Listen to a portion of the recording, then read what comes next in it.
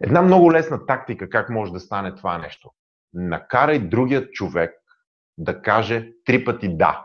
Още в началото на разговорът ви, това е тактика, която учих на workshop-а за говорене пред хората, които излизаха пред хората. Тяхната мисия беше да накарат публиката да каже няколко пъти да. Който накара публиката да каже най-много пъти да, той печелеше състезанието, вътрешното състезание на двудневният workshop за говорене пред хора. Животът е сцена.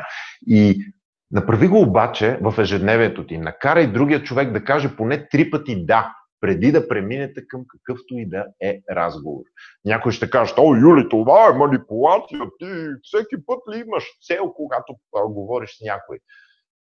Когато направиш това нещо достатъчно пъти, това става подсъзнателно, ти дори изобщо не го мислиш. Идеята е да се свържеш с него. Не знам вкъщи дали имаш такива уреди, които се свързват един с друг. Това, което е синхронайзинга. Те преди да се свържат са неадекватни, те не могат да кореспондират, да комуникират помежду си, няма синергия. Същото е и с хората. Накарай човека поне 3 пъти да каже да, преди да преминеш към действие. По време на живите ми събития карам хората да кажат поне между 50 и 100 пъти да, преди да преминем към материала. Една лека загадка. Защо правя това?